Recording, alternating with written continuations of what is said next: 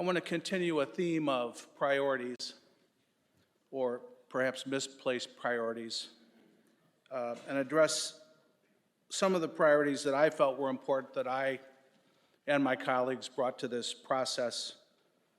And that involves our business climate in this state and our municipalities in this state. And I want to start by addressing a couple of the initiatives that, on a bipartisan basis, this body has approved to try to improve, this body has approved to improve the business climate with regards to new business development. It was just about a year ago that this body passed the REV Act, which is an incentive program to try to bring more electric vehicle manufacturing companies, parts, processes to the state of Illinois. At the time, there were, as I recall, there were two battery manufacturers we were trying to get relocated over into the Bloomington area to complement the Rivian manufacturing process, and we lost them both. One went to Indiana, the other one, I think, went to Louisiana. And then, veto session last year, it was determined that the governor needed a business closure account. He needed readily available financial assistance to attract new businesses to this state at a much higher level. And then Ford Motor Company decided to take their electric car manufacturing south of the border to Mexico. And Stellantis has started unpacking the mothballs in Belvidere, as 1,200 people out of that manufacturing facility still are waiting for help from the state, from a bipartisan agreement that gave this governor $1 billion to try to keep them operating in that facility. Okay, those programs aren't working. What do we have to show for it? Nothing. So, the emphasis must shift to the people that are already here. Our manufacturers, our corporations, our proprietors who own private companies, the people who hire millions of our constituents,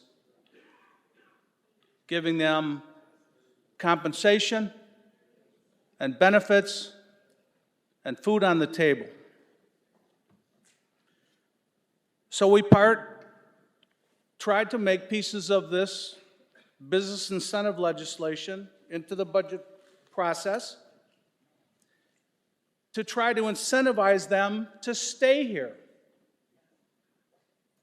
The list is a mile long why people are leaving this state, and it ain't the weather, folks. We tried to address the estate tax, which is driving family-owned farms out of this state, because the tax is so burdensome, families are required to sell property to pay the tax burden that this state demands them to pay. This is the breadbasket of America. 76% of this state is covered by some of the best farmland in the entire world. But I guess it's not a priority to try to keep our family farms in business. We tried to initiate a research and development tax credit, a bill that's been in this body for 2 years now,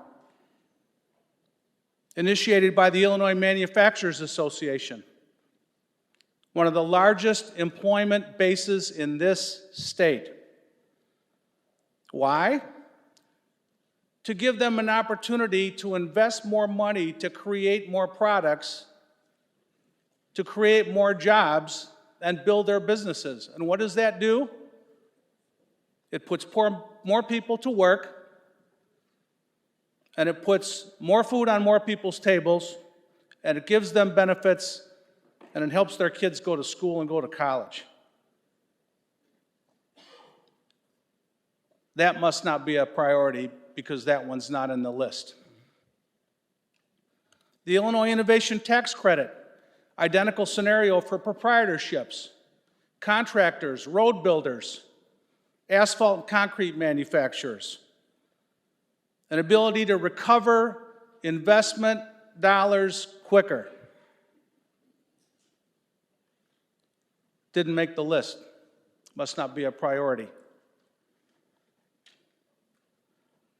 Shifting very quickly, and I'm summarizing, Madam President, thank you, over to the municipal side of this process.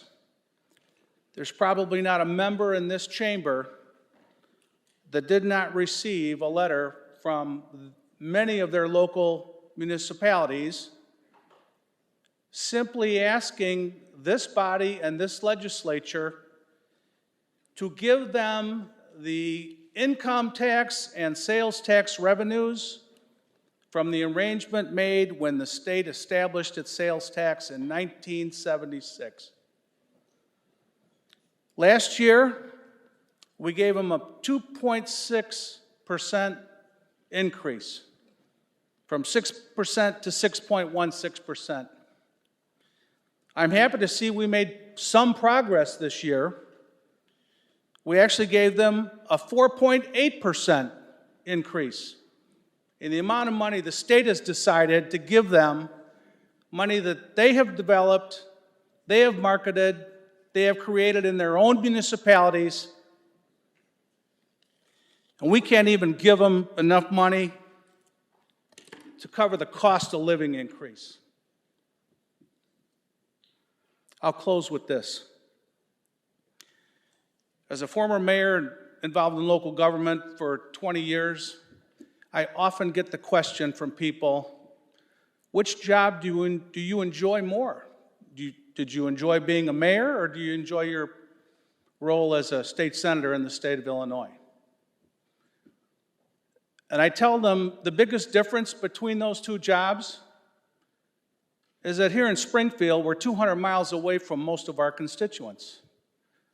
So people don't get to see what we do day in and day out.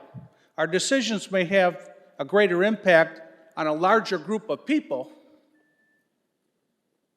but in municipal government or county government, every single week, you sit before your constituency and they let you have it if they're not happy. I'm glad they're not here in this body to hear this discussion going on tonight about this budget that's being proposed for fiscal year '24, because they would see the misplaced priorities of this body and this legislature, and they wouldn't like it. Thank you very much, Madam President.